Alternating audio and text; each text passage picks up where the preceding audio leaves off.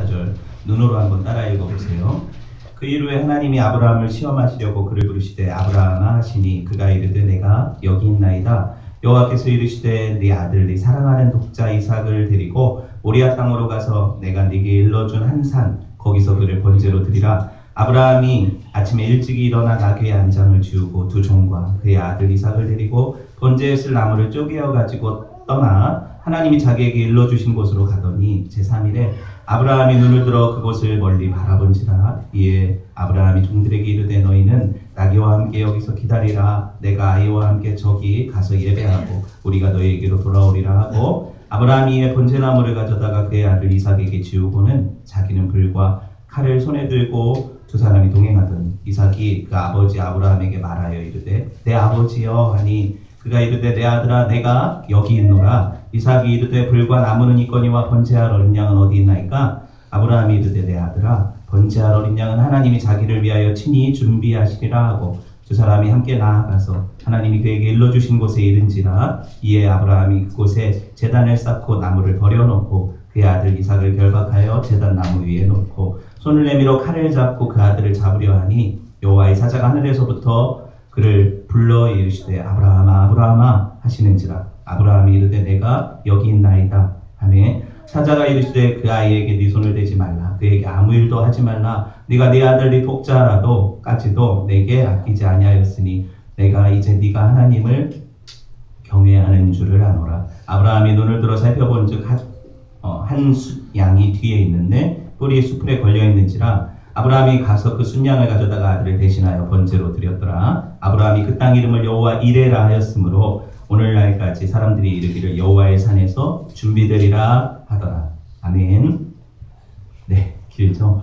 오늘 창세기 쉬운 네 번째 시간이에요. 여호와 이레 그가 보이시리라 그가 보이시리라 라는 제목으로 함께 하나님 말씀 나누도록 하겠습니다.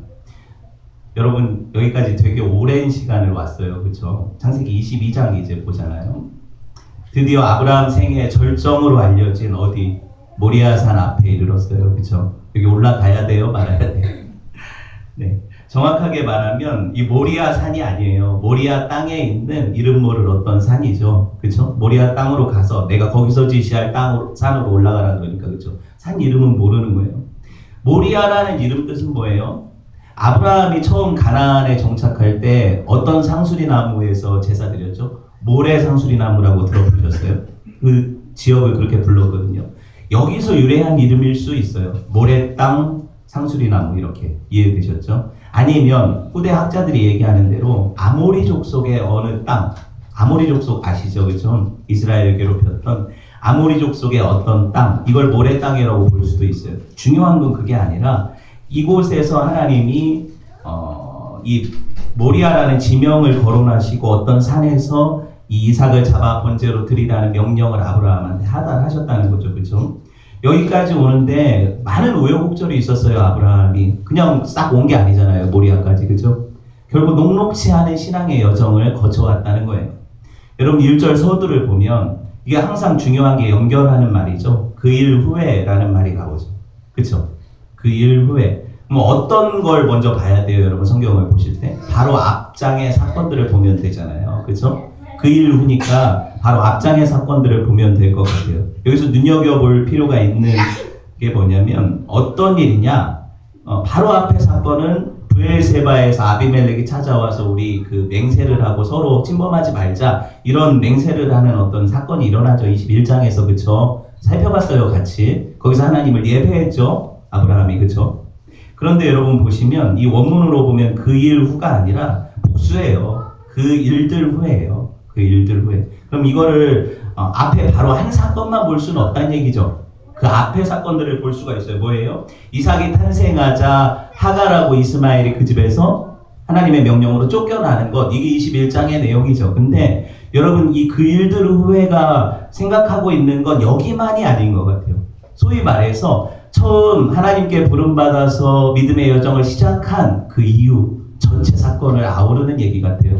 그러니까 참 우리가 알다시피 소명장으로 불리는 12장 바로 그 장부터 시작된 아브라함의 부르심의 전 생애 기간을 망라하는 이야기. 그러니까 그 일 후에가 이야기하는 게 이거라면 여러분 제가 아까도 얘기했지만 믿음의 정상 모리아 올라가기 전에 준비 작업을 탄탄히 하는 게 중요하다고 했죠. 이유가 있어요, 제가. 여러분 보세요. 이 끝까지 올라가야 돼요, 이 산에. 그죠? 근데 산에 오르려면 여러분 많은 준비가 필요하다고 지난주에 제가 나눴잖아요. 지지난주죠. 더 계단을 한번 차곡차곡 쌓아서 아브라함이 어떻게 밟고 이 모리아까지 올라가는지를 한번 봅시다. 여러분 한번 생각을 해보세요. 하나님이 아브라함을 부르실 때 처음 있었던 고향이 어디예요? 갈대아 우르라는 지역이죠. 그때는 메소포타미아 문명의 발상지잖아요. 최고로 고도로 발달된 문명의 성지 갈대아 우르, 그죠? 그러니까 소위 말해서 제일 잘 사는 대도시에서 아브라함을 부르셨다는 거예요. 아브라함이 거기서 뭐 했어요? 아버지 데라가 우상을 만들어 파는 직업을 가졌으니까 우상 숭배자 집안이죠. 부름받을 자격, 가치 없는 사람이란 얘기죠. 그죠? 하나님을 찾지도 않았었으니까. 이런 사람들을 하나님이 부르셔서 당신의 백성으로 삼으실 계획을 그 인생 가운데 차곡차곡 이제 쌓아가시고 펼쳐가시는 역사. 이게 아브라함의 삶이에요. 그죠? 부르심 받은 삶. 근데 녹록한 게 아니라고 했어요. 하란이라는 지역에 이르렀어요. 어떤 일이 벌어졌습니까? 하란은 교차로라는 뜻이라고 했어요. 근데 거기서 인생이 갈리는 역사. 데라라는 이름을 가진 아브라함의 아버지가 죽어야 겨우 떠나게 되는 이런 일이 일어나죠. 데라 이름 뜻이 지연이라고 했잖아요. 무슨 일을 지연시키다는 뜻이라고 했잖아요. 아버지, 지연시키던 아버지가 죽자 드디어 믿음의 여정을 다시 출발하게 된 하란의 이야기. 그쵸? 그 75세쯤 됐을 거예요, 아브라함이. 뭐 보통 나이가 아니죠. 그리고 여러분 12장에서 다시 하나님이 소명을 주셔서 가나안 땅까지 가라 이렇게 명령을 하시고 하시는 얘기가 뭐예요? 너희 아들을 하늘의 별같이, 네 자손을 하늘의 별같이 하겠다 이런 약속을 주셔서 다시 아브라함을 꼬셔내시죠. 그렇죠? 아브라함을 꼬셔내세요. 아브라함은 사실 이렇게 막 계속 갈 생각이 있던 사람 아니라고 했잖아요. 그렇죠? 근데 하나님이 그 인생을 계속해서 이렇게 끌어가시는 거예요. 12장에서 유명한 사건이 일어나죠. 첫 번째로 아내를 팔아먹은 사건. 애국왕 바로에게 기근 때문에 내려갔다가 팔아먹고 부자가 됐네요. 잘 팔았어요. 부자가 돼서 아브라함이 그곳을 떠나가게 되죠. 다시 13장에 보니까 무슨 일이 벌어져요. 조카 롯이랑 같이 떠나갔잖아요. 근데 롯이 자기 욕심에 이끌려서 그 요단 동편 그 지역을 보니까 적과 꿀이 흐르는 그런 땅 모습을 보고 내가 저기를 선택하겠다 그래서 배은망덕하게도 아브라함을 떠나가게 되죠. 롯이. 소돔과 고모라로 흘러가죠. 그 다음 장 그럼 어떤 일이 벌어지겠어요? 생각해보세요. 소돔과 고모라가 멸망당하게 되는 사건이 일어나잖아요. 근데 그 이전에 어떤 일이 벌어지냐면 전쟁이 일어나요. 그돌라오멜이라는 연합군이 쳐들어와서 소돔성에 살고 있던 롯 가족까지 다 끌고 가죠. 그러니까 아브라함이 집에서 기른 318명을 데리고 또 마물의 숲을 동맹과 함께 그 작은 군대로 그 대연합군을 쳐서 하나님이 격파시키고 롯과 그 가족을 끌어내게 하시죠. 그래서 일어나는 사건이 멜기세덱이라는 사람을 만나서 11조를 드리고 또 어떤 일이 벌어져요? 소돔 왕이 인정을 하잖아요. 아브라함은 대단한 사람이다 하고 인정하게 되는 사건. 여러분 여기까지 14장까지밖에 안 봤어요 지금. 15장으로 가면 어떤 일이 벌어져요? 기억나요? 하나님이 횃불 언약을 주시죠. 쪼갠 고기 사이로 아브라함 손붙잡고 지나가시는 게 아니라 하나님이 혼자 지나가시면서 약속을 또다시 확인시켜 주세요. 네 자손을 하늘의 별같이 내가 약속의 땅을 주겠다 이러시죠. 그렇죠? 몇 번째 약속이에요 이게. 이렇게 약속을 또 주세요. 근데 여러분 15장 그 다음에 16장이죠. 당연히 16장이죠. 예, 16장과 이게 한 장 차이지만 이 간극은 10년이라는 세월이 흘러요. 그 횃불 언약을 받고 아들 주시겠다는 약속 받았는데 10년 동안 하나님이 그대로 계시니까 86살에 아브라함이 해낸 게 뭐예요? 하갈이라는 사라의 꼬드김을 받아서 하갈이라는 여인과의 사이에 누구를 낳아요? 육적 자손인 이스마엘을 낳잖아요. 그들이 하나님을 위해 했다는 거예요. 하나님이 안 주시니까 아들을 우리가 열심을 부려서 하나님이 약속하신 그 약속을 인간적인 힘으로 성취해내겠다 이거 아닙니까? 그렇죠? 이게 이스마엘의 탄생이거든요. 근데 하나님 이걸 받으세요? 안 받으세요? 안 받으시잖아요. 그래서 17장에 하나님이 너와 네 가족이 다 할례를 받아라. 할례가 뭐예요? 남자의 생식기 끝을 잘라내는 게 할례죠. 무슨 뜻이라고 했어요? 네 생식 능력이 끝났다. 네 힘으로는 내가 약속한 그 약속의 자손을 낼 수 없다. 이 증거를 보여주시고 하나님이 아예 아브라함의 생식 능력을 끊어버리시잖아요. 그렇죠? 그러고 나서 18장 뭐예요? 하나님이 친히 찾아오셔서 야 내가 내년 이맘때 너한테 아들을 주겠다. 그러니까 뒤에서 장막 뒤에서 듣고 있던 사라가 뭐예요? 웃죠. 그래서 아들 이름이 뭐가 됐어요? 웃음이라는 뜻의 이삭이 되잖아요. 그렇죠? 여러분 지금 저 혼자 이렇게 얘기하는 것 같은데 같이 창세기 계속 나눴죠. 그렇죠? 기억나요? 잘 따라와야 돼요. 그래서 여러분 그 이후에 어떤 일이 벌어져요? 19장에서 소돔과 고모라가 멸망당하고 아브라함이 그 전에 중보했지만 그 의인 10명이 없어서 그 이방 땅 성이 무너지는 장면을 보여주죠. 맞죠? 그러고 나서 하나님께서 20장에 드디어 뭐예요? 21장에 드디어 이삭을 주시는데 20장에 또 똑같은 사건이 한번 벌어져요. 그게 뭐예요? 아비멜렉이라는 그랄 왕한테 자기 아이를 지금 약속의 씨를 잉태하고 있는 사라를 또 넘겨주는 이런 나쁜 그죠? 그러니까 자기 능력으로는 절대로 하나님의 의를 이룰 수 없는 누구? 믿음의 조상 아브라함의 이야기가 펼쳐지는 거예요. 그 증거를 보고 21장에서 하나님이 약속하신 당신의 약속을 이루신 사건이 뭐다? 이삭의 탄생 사건이라는 거예요. 그러니까 여러분 하나님의 약속은 사람의 노력과 열심으로 이룰 수 있다 없다? 없다는 얘기잖아요. 하나님이 아브라함의 전생애를 통해서 믿음의 여정을 보여주시는데 아브라함의 믿음의 삶은 곧 저와 여러분 성도들이 따라가야 될 모범의 삶이라고 했죠. 어떤 모범이에요? 아브라함처럼 열심히 주를 섬겨라가 아니라고 했잖아요. 이해되셨어요? 내가 하나님이 너희를 저 아브라함처럼 저렇게 믿음 없는 인간이지만 믿음으로 살도록 만들어 갈 거야. 내가 이끌어 갈 거야. 내가 믿음 줄 거야. 이 인생이라고 했죠. 그렇죠? 그러니까 여러분 이거를 보고 모리아를 올라가야 돼요. 이 기초가 안 되면 어떻게 돼요? 또 아브라함이 이삭을 드렸대. 우리도 뭔가 우리의 가장 소중한 것을 하나님께 드리자 이렇게 나간다니까요. 왜 기초가 중요한지 아시겠어요? 여기까지 밟아왔으니까 그럼 저는 믿고 올라갑시다. 여러분들 손 붙잡고 한번 올라가 보려고 하는데요. 여러분 이 믿음의 조상의 삶은 곧 하나님이 믿는 자들을 어떻게 택하셔서 부르시고 어떻게 만들어 가시고 이끌어 가시는가. 그래서 어떻게 저 모리아까지 올라가게 하시는가의 여정. 그렇죠? 이 모든 것들을 보여주는 거예요. 이 모든 사건들을 함축하는 말이 뭐예요? 오늘 1절에 그 일 후에 라는 한 단어예요. 그렇죠? 여러분 제가 이 모든 일들이 지난 후에 이삭이 어느 정도 자란 시점에 이쯤으로 번역하면 되겠죠. 그렇죠? 예. 이렇게 번역하면 되고요. 제가 한 절 설명을 이렇게 길게 했어요. 앞으로 몇십 구절이 남았는데 여러분들이 긴장할 것 아니니까 마치기나 할까 오늘. 네, 마칠 수 있을 것 같아요. 1절 다시 볼게요. 그 이후에 하나님이 아브라함을 시험하시려고 그를 부르시되 아브라함아 하시니 그가 이르되 뭐래요? 내가 여기 있나이다. 오늘 본문에서 하나님이 아브라함을 뭐 하시려고 부르세요? 시험하시려고 부르시죠. 근데 여러분 이게 생뚱맞은 단어가 아니에요. 왜냐하면 하나님이 아브라함의 생애 동안에 여러 번 그를 시험하셨어요. 아세요?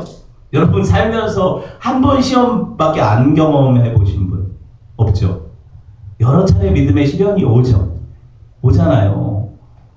나만 오는 것 같아요. 네. 하나님의 테스트의 연속이 믿는 자의 삶이에요. 그러니까 우리 삶에 하나님의 테스트가 있다는 거예요. 계속해서. 그런데 여러분 제가 이 테스트를 또 얘기하면서 앞에 걸 다시 언급하면 안 되잖아요. 그래서 아브라함은 그 부르심에 뭐라고 대답해요? 다 경험했으니까 내가 여기 있습니다 이렇게 대답을 하죠. 영역 번호로 보면 뭐라고 해요? Here I am 그러잖아요. Here I stand for you가 아니라 네, 제가 좋아하는 노래예요. Here I am 이라고 얘기를 하잖아요. Here I am 이렇게 나 여기 있습니다 이렇게. 그렇죠? 아브라함의 대답이 이 똑같은 대답이 3번 나오는 거 아세요? 오늘 본문에 한번 보세요. 7절 눈으로 보세요. 지금 1절에 내가 여기 있습니다 그러죠. 7절에 또 뭐래요? 내가 여기 있노라 같은 Here I am 이라는 뜻이에요. 11절에 또 내가 여기 있습니다. 이 3번에 내가 여기 있습니다. 이 이야기를 눈으로 주목을 해보세요. 이거 천천히 살펴볼 거예요. 여러분 우리는 이미 아브라함을 하나님이 왜 부르시는지 사실 우리가 이 내용을 교회에서 설교를 한두 번 들었어요. 설교를 안 들었다 하더라도 모리아산을 모르는 사람은 없잖아요. 그렇죠? 출판사도 있어요. 모리아 출판사도. 그렇죠? 이 모리아 여러분 왜 하나님이 아브라함을 여기 부르셔요? 이삭을 바치라고 부르시잖아요. 다 아는 내용이잖아요. 그렇죠? 하나님이 2절 보세요. 뭐라고 하세요? 네 아들 네 사랑하는 독자 이삭을 데리고 모리아 땅으로 가서 내가 네게 일러준 한 산 거기서 그를 뭐로 드려라? 번제에 올라. 번제가 뭐예요? 태워드리는 제사. 번제로 드려라 이렇게 말씀하시죠. 그렇죠? 하나님께서 뭐라고 부르시냐면 네 아들 네 사랑하는 독자라고 부르세요. 네 아들 네 사랑하는 독자. 여러분 한 아들 그 아들 주시려고 하나님이 지금까지 인도하셨는데 그 아들 바치라니요. 그렇죠? 여러분 생각을 해보세요. 이 아들이 어떤 아들이에요? 이 아들이 어떤 아들이에요? 저 이삭도 앉아있지만 이 아들이 어떤 아들이에요? 다시 달라고 하실 거면 주시지를 말든가 처음부터. 맞죠? 안 그래요? 여러분 오래전에 약속 주셨잖아요. 네 씨로 하늘의 별 같게 하시겠다고. 그렇죠? 그 또 오셔서 횃불 언약 주시면서 또 약속하시잖아요. 네 몸에서 날 자라야 네 씨다 그러시잖아요. 그게 누구예요 지금? 백세에 얻은 이 우여곡절 끝에 얻은 누구? 이삭이라는 웃음이라는 아들이에요. 그들 부부에게 웃음 주신 거잖아요. 그렇죠? 여러분 근데 여러분 이 이삭을 요청하시기 전 바로 21장에서 뭔 일이 있었어요? 아브라함의 피부치 하나 또 있었죠. 이스마엘을 내쫓으라고 하셨잖아요. 그럼 지금 남은 건 누구예요? 이삭 하나죠. 약속 붙잡고 아들도 내쫓았어요. 진짜. 그렇죠? 그랬더니 이제 달랑 남은 독자를 달래요. 그 이전에 그럼 이스마엘을 쫓아내지를 마시든가. 그죠? 여러분 하나님이 그 약속 주시면서 그들에게 얼마나 감언이설을 하셨어요. 야, 너 아브라함이라고 하지 말고 아브라함이라고 해라. 높은 아버지가 아니라 여러 민족들의 아버지로 바꿔주시죠. 사레를 사라로 바꾸셨어요. 내 공주라는 뜻을 뭘로 바꾸셨어요? 열국의 어미로 바꾸시잖아요. 열국의 어미가 되려면 적어도 한 아들이라도 남겨둬야 그 씨를 통해서 열국이 나오죠. 맞죠? 아브라함이 이런 하나님의 요구에 대해서 어떻게 생각할까? 여러분 어떻게 생각하세요? 아니 그것도 그냥 달라는 것도 아니고 뭐 성전에서 섬기는 제사장 만들어라 이런 것도 아니잖아요. 뭐 달래요? 아들을 잡아서 고기처럼 쪼개서 제단에 올려서 태워 달래요. 이방신들도 그 당시에 이런 요구를 안 했어요. 아시겠어요? 하나님이 그러시잖아요. 지금 하나님 본심이 이래요. 여러분 한번 생각을 해보세요. 왜 하나님은 우리에게 소중한 것들을 허락하신 이후에 내가 가장 소중한 이것만큼은 나한테 있어야 됩니다 라고 얘기하는 그것까지 달라고 하시냐고요. 주시지를 말든가. 그렇죠? 제가 지금 열을 내고 있는데 다 표현할 수가 없어요. 여러분 남의 집안 얘기라고 설렁설렁 듣지 마세요. 여러분 자녀들은 하나님이 어느 날 여러분 환상 가운데 나타나셔서 너 귀한 아들, 너 하람이 너 일에 바쳐라. 이 시온이 바쳐라. 이 쉬운 얘기겠어요? 그것도 죽여서 바치래잖아요. 그렇죠? 왜 하나님은 우리에게 가장 소중하다고 여기는 그걸 바치라고 하실까요? 예수님 이야기에서도 부자 청년이 내가 어려서부터 이런 일들을 다 했습니다. 그러니까 네게 있는 재산을 다 팔아서 가난한 자들한테 주고 하라 그러죠.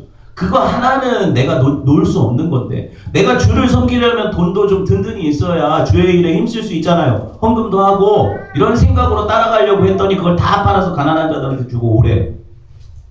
왜 가장 귀한 것, 내 비밀스러운 그 한 가지를 달라고 하시죠. 그렇죠? 여러분 같으면 선뜻 드리겠어요? 아브라함 반응을 볼까요? 아브라함이 어땠는지 봅시다. 3절 읽어봅시다. 시작. 아브라함이 아침에 일찍 일어나 나귀의 안장을 지우고 두 종과 그의 아들 이삭을 데리고 번제에 쓸 나무를 쪼개어 가지고 떠나 하나님이 자기에게 일러주신 곳으로 가더니. 이게 사람이에요. 이게 사람이에요? 이게 아빠예요? 아침 일찍 뭐하러 이렇게 일찍 일어나요? 언제까지 바치라고도 안 하셨어요. 그죠? 뭐가 그렇게 급하다고 그 아침에 일어나서 아무런 항변도 없이, 그죠? 아들 데리고 나무까지 그 노구를 이끌고 손수 쪼개서 이 준비해가지고 가는 모습을 보세요. 이 열성, 제정신 맞습니까? 저라면 어떻게든 좀 지연시켜 보려고 했을 거예요. 언제까지라고 안 하셨으니까. 혹시 내가 잘못 들었을 수도 있고 다시 또 물어보고 하나님 정말 이삭을 드리는 게 맞습니까? 그거 달라고 하신 게 맞습니까? 하소연했을 것 같아요. 하나님이 하늘에 별같이 주시겠다는 자손은 얘를 통해서 주시겠다고 했잖아요. 근데 얘를 주시면 얘를 달라고 하시면 어떡합니까? 이렇게 따져볼 수 있을 것 같아요. 근데 보세요. 아브라함은 일말의 주저함도 없이 즉각 순종하는 모습을 보이죠. 맞잖아요. 말씀을 보면. 신기하죠. 그렇죠? 과연 이 사람이 그 아브라함 맞아요?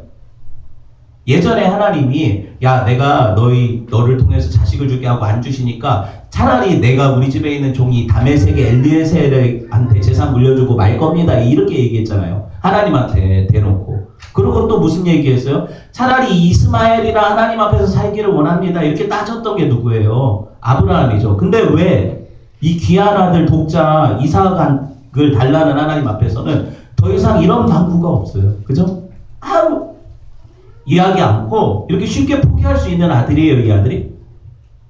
생각해보세요. 여러분. 아무리 생각해봐도 답이 없는데 답은 딱 하나예요. 뭐냐면 이제 하나님을 아브라함이 알았던 것 같아요. 더 이상 다른 답은 없어요. 미쳤거나 아니면 그가 드디어 하나님을 진실하게 믿었거나. 그렇죠? 인간적으로 불가능해 보였던 약속의 아들을 하나님이 주셨잖아요. 그게 누굽니까? 이삭이에요. 자기 힘으로 낸 아들이 아니거든요. 이 아들은 하나님이 주신 아들이에요. 그렇죠? 그러니 하나님이 달라셔도 더 이상 할 말이 없다라는 자리까지 나간 게 뭐예요? 아브라함의 믿음 아닙니까? 그렇죠? 아브라함이 원래 그렇게 믿음이 좋았나요? 아니잖아요. 저와 여러분이 계속 살펴봤잖아요. 아브라함 우리랑 똑같았어요. 믿음이 없었어요. 그런데 아브라함이 어떻게 이렇게까지 믿음을 갖게 되었을까요? 이 모든 과정 가운데 하나님이 그를 하나님을 알도록 신뢰하도록 계속해서 바꿔가시는 과정이 있었다는 거예요. 어느 날 갑자기 저와 여러분에게 아들 달라는 요구 안 하세요. 아시겠어요? 하나님이 저와 여러분을 아브라함의 인생 여정과 같이 수십 년간 연단하시고 하나님 당신의 뜻을 보이시고 믿음을 주신 이후에 그때 우리의 가장 소중한 것을 요구하시죠. 맞잖아요. 그죠? 오늘 당장 달라고 하면 내가 제 아들을 드리겠습니까? 그게 안 된다는 얘기예요. 여러분, 하나님은 당신의 부르심을 어떤 사람에게 적용하실 때 그에게 믿음 주셔서 그만한 장성한 분량에 이르기까지 자라게 하신 이후에 요구하세요. 그러니까 사람이 감당치 못할 시험을 주시지 않는다고 하시잖아요. 아시겠어요? 여러분 그렇게 얘기하는 거예요. 모리아산의 이야기는 이 얘기를 하는 거예요. 하나님의 부르심으로 시작해서 하나님의 은혜로 완성되어지는 이야기. 그래서 사람이 자기가 한 것을 하나도 내세울 수 없는 것이 모리아산의 이야기라는 거예요. 이거 왜 그런지 한번 볼게요. 아브라함이 어떤 믿음을 가졌을까요? 히브리서 11장 17절에서 19절 한번 볼게요. 같이 읽어봅시다. 시작. 아브라함은 시험을 받을 때 믿음으로 이삭을 드렸으니 그는 약속들을 받은 자로되 그 외아들을 드렸느니라. 그에게 이미 말씀하시기를 네 자손이라 칭할 자는 이삭으로 말미암으리라 하셨으니 그가 하나님이 능히 이삭을 죽은 자 가운데서 다시 살리실 줄로 생각한지라. 비유컨대 그를 죽은 자 가운데서 도로 받은 것이. 아브라함이 어떤 믿음을 가진 거예요 지금? 이삭을 하나님께 죽여드리면 하나님이 그를 다시 살리셔서 돌려줄 거라는 믿음. 부활 신앙이죠. 그렇죠? 아브라함이 부활 신앙을 가지고 하나님을 의뢰하는 거예요 지금. 근데 아브라함을 보면 그런 사람이 아닌데 어떻게 이런 믿음까지 나아가게 되었을까? 제가 이 얘기를 하는 거잖아요. 그런 믿음을 하나님이 주신 이후에 요구하신다는 얘기예요. 맞죠? 그러니 여러분 우리 삶 가운데 다가오는 고난이 있어요. 하나님의 테스트라는 그런 어떤 것들이 다가올 때가 있어요. 그때 내가 생각해야 될 한 가지는 뭐냐면 하나님이 이것을 나를 망하게 하려고 주시는 게 아니구나. 하나님이 그만큼 나를 인정하시는 거구나. 그래서 하나님의 은혜의 자리로 나아가기를 원하시는구나. 이걸 기억해야 된다는 거예요. 여러분 다음 절 한번 볼까요? 4절. 오늘 말씀 4절. 뭐라고 되어 있어요? 제3일에 아브라함이 눈을 들어 그곳을 멀리 바라본지라. 며칠에? 제3일에 그러죠. 여러분 보세요. 이 어구를 주목해보면 브엘세바의 장막을 출발한 지 3일 지났다는 게 맞는 말이에요. 그 흐른 시점인데 여러분 이게 그냥 3일이 아니에요. 그냥 크로노스적인 물리적인 시간 개념으로 3일을 볼 수가 없어요. 아들을 잡아 죽이려고 데리고 가는 3일이 아버지에게 어떤 3일이겠어요? 눈 감았다 떴더니 바로 모리아산 앞이라고 느껴질 수도 있는 3일. 그쵸? 왜 이렇게 시간이 빨리 가? 라고 볼 수 있죠. 또 한 가지는 잠 한숨 못 자고 번뇌할 수도 있잖아요, 이 아버지가. 아무리 믿음이 있어도 내 아들을 죽여야 되는 상황이라면, 그렇죠? 너무 이거를 쉽게 봐서는 안 돼요. 그 3일은 영겁의 시간으로 느껴질 수도 있어요. 이렇게 볼 수 있다는 거예요. 모르겠어요. 어찌되었든 성경이 이 3일이라는 어구를 여기 담아 온 이유가 있어요. 부활신앙을 보이는 아브라함에게 3일은 뭐예요? 여러분, 성경의 3일은 주님의 부활을 상징하는 메타포잖아요. 그렇죠? 말씀 볼까요? 누가복음 9장 22절 읽어봅시다. 이르시되 인자가 많은 고난을 받고 장로들과 대제사장들과 서기관들에게 버림받아 죽임을 당하고 며칠에 제3일에 살아나야 하리라 하시고. 무슨 말을 하는 거예요? 제가 지금 아브라함이 부활신앙을 가졌어요. 그렇죠? 근데 부활은 3일로 상징이 되죠. 맞죠? 하나님이 그에게 이 3일 영적인 의미로 그 아들의 죽음과 부활에 대한 충분한 묵상의 시간을 주시고 이 3일이 의미하는 죽음이 누구의 죽음이라는 걸 보여주시려는 거예요. 우리를 위해 죽으신 예수님의 죽음이라는 걸 보여주시려는 거잖아요. 그렇죠? 그러니까 모리아를 올라가 보면 알 거 아닙니까? 그렇죠? 실제로 아브라함이 이삭을 데리고 제3일에 모리아산에 올라가지요. 동료들 다 떼놓고 왜 떼어놨을까요? 종 두 명을? 말리면 어떡해요? 말리면 어떡해요?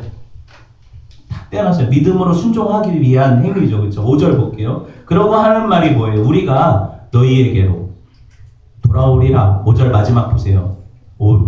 뭐라고 해요? 우리가 너희에게로 돌아오리라. 이게 신앙이죠. 지금 자기는 뭐 하러 가요? 아들 죽이고 나면 나 혼자 너희에게로 돌아가리라잖아요. 그죠? 근데 우리가 너희에게로 돌아가리라 이렇게 이야기하죠. 목사님, 그러면은 내가 얘 죽이고 나 혼자 옵니다 이렇게 얘기할 수 있습니까? 평상적으로 보세요. 그래, 그렇게 볼 수 있어요. 그런데 저는 성경을 영감된 하나님의 말씀으로 보니까 한 구절도 허투루 볼 수가 없어요. 아브라함의 신앙의 고백은 뭐냐면 죽은 자 가운데서 얘를 다시 받아서 같이 돌아올 거라는 믿음을 가졌다는 거예요. 그 믿음을 성경이 표현해내고 있죠. 그렇죠? 예. 지난 시간에 우리가 모형론에 대해서 공부했어요. 그렇죠? 이삭이 예수 그리스도의 모형이라고 했죠. 거기 오늘 산에 올라가는 곳에서 아주 극적인 장면이 나타나죠. 6절 볼까요? 아브라함이 자기가 들고 가지도 않고 번제 나무를 어디? 그 아들 어깨에다 지워주죠. 신기하지 않습니까? 이삭이 이걸 지고 올라가요. 자기는 아들을 잡을 불과 칼을 가지고 올라가죠. 맞아요? 네. 물론 100세 넘은 할아버지가 그 짐까지 지고 올라갈 수 이렇게 볼 수 있지만 사실 이 모든 것들 아브라함의 생애와 이삭의 삶의 순종의 모습이 뭘 보여줘요? 성부 하나님과 성자 하나님의 모습을 보여주잖아요. 아들을 잡아 죽이려는 그 산으로 오르시는 하나님과 자기가 죽을 것을 알고도 그 십자가를 지시고 올라가는 예수님의 모습을 예표하는 것 아니에요. 그러니까 자기를 뗄 감인 나무를 이삭이 등에 지고 올라가는 게 예수님의 발걸음 아니에요. 그렇죠? 이 장면이 왜 연출될까요? 하나님이 이들의 모습을 통해서 뭘 보여주시려는 거예요? 2000년 후에 오실 예수 그리스도의 모습을 보여주시려는 것 아닙니까? 이걸 모형이라고 하죠. 여러분 보세요. 아브라함이 이렇게 불과 칼 들고 올라가니까 아들이 물어봐요. 낑낑거리면서 7절 보세요. 아빠, 불과 나무는 갖고 가시는데 아니 번제를 드린다면서 왜 제물이 없어요?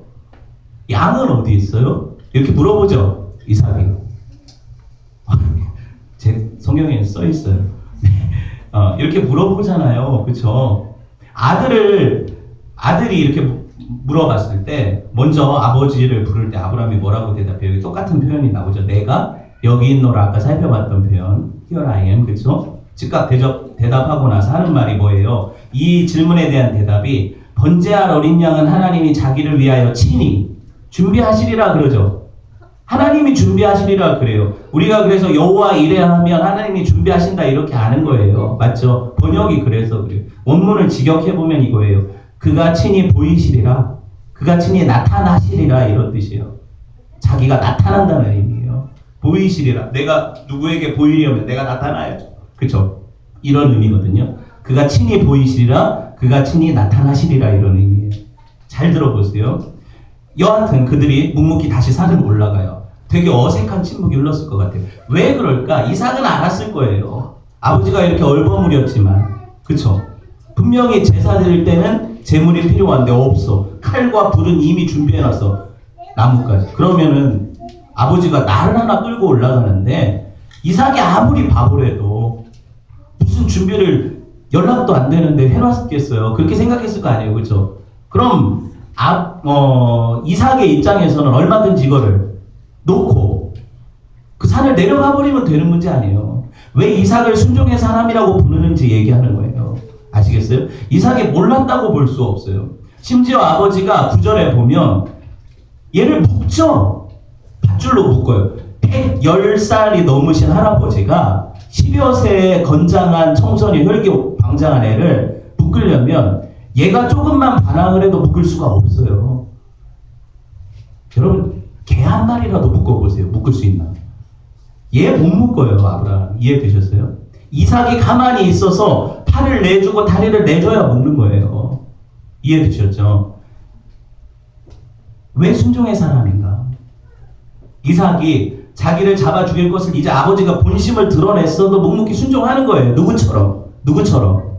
예수님처럼. 예수님이 십자가에서 내려와라 했는데 내려갑니까? 이 잔을 내게서 옮기시옵소서 하지만 내 뜻대로 마옵시고 오직 아버지 뜻대로 되길 원합니다. 이게 예수 그리스도의 완벽한 모형이 되잖아요. 그렇죠? 이삭의 순종이 그래요. 그러니까 아브라함의 심정이라면 저는 제가 데리고 아들을 시온에 데리고 올라갔다면 속으로 말은 못해요. 그렇지만 눈빛으로 야 도망가. 야 밀쳐 나를 밀어. 도망가 내려가. 네 뛰면 내가 못 잡잖아. 하나님은 다 보고 계시니까 말은 못하고 속은 그렇고 그렇죠? 이해돼요? 이 장면이라고요. 이삭은 다 알아요. 근데 아버지 마음도 알고 안 도망가잖아요. 더 속상했을 것 같아요. 아브라함이. 이런 바보 같은 놈아.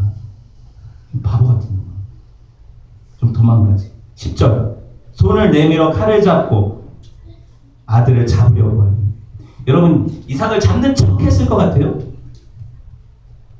그랬다면 11절에 기록이 없었을 거예요. 얼마나 급하게 부르십니까? 하늘에서 사자가 뭐라고 해요? 아브라함아 그죠? 보여요? 잡는 척한 게 아니라 진짜 죽이려고 했어요. 칼 끝에 닿았을 것 같아요. 그러니까 대답을 세 번째 똑같은 대답을 하죠. 아브라함이 뭐라고 대답해요? 내가 여기 있나이다. 제가 이거 의미가 있다고 했어요. 내가 여기 있나이다 세 번이라 완전한 순종을 의미해요. 왜? 3이 성경에서는 완전 수죠. 하나님의 숫자. 네. 이렇게 세 번씩이나 내가 여기 있나이다 하고 하나님 말씀 앞에 이삭의 대답, 이삭한테 대답할 때도 똑같고 여러분 근데 보세요. 아브라함에게 있어서 이삭은 자기 생명 같은 아들이거든요. 그럼 이삭을 드린다는 건 뭘 드린다는 거예요? 자기 목숨을 드린다는 의미잖아요. 성도에게 있어서 최고의 헌신은 뭐예요? 순교 아닙니까? 그렇죠? 아브라함은 이미 순교의 자세로 올라가고 있단 말이죠. 근데 12절 보세요. 뭐라고 하세요? 그 아이에게 손을 대지 마라 아무 일도 하지 마라 하고 하시는 말씀이 네 아들 네 독자라도 내게 아끼지 아니하였으니 내가 이제야 네가 하나님을 경외하는 줄 알아. 여러분 이 말을 오해하시면 안 돼요. 하나님이 아브라함한테 이런 시험을 하시고 아브라함이 진짜 죽이나 안 죽이나 봐야 아세요? 제가 무슨 말 하는지 아시겠어요? 그렇게까지 해야 아세요. 하나님이 속을 모르세요? 다 알죠. 얘가 잡아 죽일 걸 아세요. 하나님은. 왜 이걸 놔두세요? 왜 이런 일을 하세요? 질문하는 거예요. 여러분. 우리가 모르거든요. 아브라함이 자기 자신을 모르거든요. 사람은 자기를 몰라요. 내가 믿음이 있다. 내가 주를 위해 산다. 그 자리까지 가봐야 하는 거예요. 자기 실력을 모르거든요. 또 한 가지는 뭐예요? 사람은 하나님을 모르거든요. 하나님이 지금 하나님 자신이 어떤 분이신지 아브라함한테 진짜 가르쳐 주시려고 하는 거예요. 이 믿음의 정상에서. 내가 너희들에게 뭘 얻어먹고 사는 신인 줄 아냐? 내가 네 소중한 것을 빼앗아가는 그런 이방신들과 같은 줄 아냐? 무슨 말인지 아시겠어요? 이 장면까지 가야 하나님을 진짜 볼 수 있다는 거예요. 왜 하나님이 이 믿음의 여정을 허락하실까요? 왜 믿음의 테스트들을 우리에게 허락하실까요? 우리가 우리 실력을 몰라요. 다 된 줄 알아요. 내가 그만큼 믿음 있는 줄 알고 재고 다녀요. 근데 우리는 믿음이 없어요. 모리아 정상 발치도 못 가요. 그래서 문제라는 거예요. 그죠? 여러분 보세요. 하나님은 다 하셨지만 이 일들을 허락하시는 이유 아브라함 자신을 돌아보고 하나님을 계시하시기 위해서라는 거예요. 보세요. 13절 진짜 하나님이 당신을 계시하는 장면 보세요. 눈을 들어 살핀즉 뭐예요? 한 순양이 뒤에 있는데 뿔이 하필이면 숯불에 걸려있더라. 본 양이 이렇게 칠칠 맞아서 뿔이 걸려가지고 그러고 있어요. 그리고 왜 아브라함은 아들을 잡아 죽이기 전까지 이걸 못 봐요? 바로 주변에 있었다는 얘기잖아요. 돌아보면 보는 거잖아요. 야, 왜? 아까 얘기했던 하나님이 친히 준비하시리라 자기가 얘기해놓고 그걸 믿지 않은 거잖아요. 쉽게 말하면 그런 식으로 하실 거라고 믿지 않은 거잖아요. 맞죠? 자기 아들 죽이려는 마음으로 간 거란 얘기하는 거예요. 맞죠? 그런데 그 사람에게 하나님이 대체하시는 걸 누굴 주세요? 양을 주시잖아요. 지금 그렇죠? 여러분 양을 주시잖아요. 그래서 개혁 성경이 이걸 뭐라고 해요? 여호와의 산에서 준비되리라. 무슨 뜻? 여호와 이레의 뜻 이렇게 얘기하는 거예요. 근데 제가 아까 이걸 번역해서 드렸죠. 뭐라고 했어요? 하나님이 친히 나타나시리라. 그가 친히 보이시리라 그랬죠. 제가 여러분들한테 이거를 보여주고 싶어요. 아까 Here I am, 내가 여기 있습니다. 이게 힌넨리라는 히브리어거든요. 뭐냐면은 나를 보십시오라는 뜻이에요. 내가 여기 있습니다가 번역이 원문 번역이 나를 보십시오예요. 나를 보십시오. 사람은 3번이나 하나님 내가 여기 있습니다. 나를 보십시오 그러는데 하나님은 내가 너를 보는 게 아니라 네가 나를 봐라 그러시는 거예요. 내가 나타나리라 내가 보이리라 그러시잖아요. 그렇죠? 여러분 이 원문으로 보면 이 말씀이 얼마나 극적으로 다가오는지 몰라요. 사람은 항상 자기 행위를 의지해서 하나님께 나가는 걸 종교생활이라고 생각하는데 하나님은 자기 자신을 주시는 것으로 이게 하나님을 섬기는 도라고 얘기를 하세요. 맞죠? 이게 복음이라는 거예요. 그래서 하나님이 이 아브라함에게 여호와 이레가 이런 뜻이다 보여주시거든요. 우리 이레 제가 이름 지어줬잖아요. 이레라고. 이거 뭐 하나님이 이런 거 저런 거 준비해 주시겠다 이런 뜻 아니에요. 사람들이 자기가 원하는 대로 그렇게 생각하는 것 뿐이에요. 이레는 하나님의 구원의 약속이에요.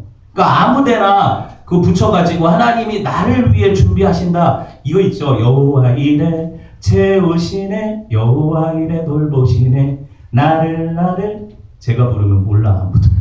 여호와 이레 채우시네 여호와 이레 돌보시네. 그러고 뭐라고 해요? 내 쓸 것을 채워주시네 영광 중에 풍성하신 주님 나를 위해 천사를 보내주시네 여호와 이레 돌보시네. 이게 찬양이에요?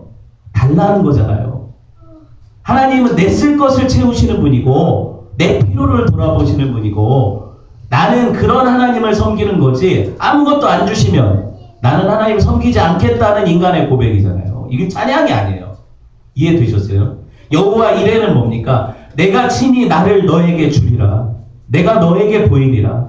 내가 어떤 방식으로 너를 사랑하는지 보이리라. 그래서 처음에 하나님이 이삭을 부를 때 야 그냥 네 새끼 이삭 데리고 와 이게 아니라 네 사랑하는 네 아헤브하는 그 아들 너에게 하나 있는 그 모노게네스 독자 얘 데리고 와라 그러시잖아요. 이게 무슨 얘기하는 거예요?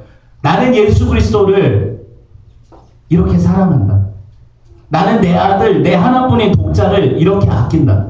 그런데 그 아들을 너희를 위해 주겠다. 이거 보여주시는 거잖아요. 그렇죠? 왜 그렇게 부르는지를 보셔야 돼요. 하나님이 이렇게 강조하실 때 여러분 이거를 실제로 이 모리아가 어떤 산입니까? 이 모리아가 어떤 산이에요? 여기 예루살렘 성전이 지어지죠? 역대하 3장 1절 보세요. 모리아 땅 한번 봅시다. 솔로몬이 예루살렘 모리아 산에 뭐래요? 여호와의 전을 건축하기를 시작하니 여기는요 아버지 다윗의 때부터 제단을 쌓고 예배드리던 땅이 돼요. 왜 여기서 했을까요? 아브라함이 이삭을 드린 장소니까. 근데 그곳이 하나님이 이삭 대신에 자기 아들을 주신 장소니까. 그렇죠? 그리고 이 모리아가 어떻게 바뀌어요? 계속 양을 바쳐 드리는 제단이 있는 성전으로 바뀌죠. 그리고 이 모리아가 마지막에 어떻게 바뀌어요? 예루살렘 변방 갈보리로 바뀌잖아요. 자기 유월절 어린 양 독자이신 예수 그리스도를 우리를 위해 주셔서 우리를 살리는 땅이 모리아거든요. 여러분 그러니까 이 십자가에 못 박히신 예수님을 바라보면서 우리가 나를 위해 주십시오 여호와 이레라는 찬양을 뻔뻔스럽게 부를 수 있냐는 거예요. 이해되셨어요? 말씀을 정리하려고 해요. 아브라함 믿음으로 구원받았죠. 왜 그래요? 그가 예수 그리스도를 보았거든요. 요한복음 보세요. 8장 56절 뭐라고 합니까? 너희 조상 아브라함은 나이 때 볼 것을 즐거워하다가 뭐래요? 보고 기뻐하였느니라 그러죠.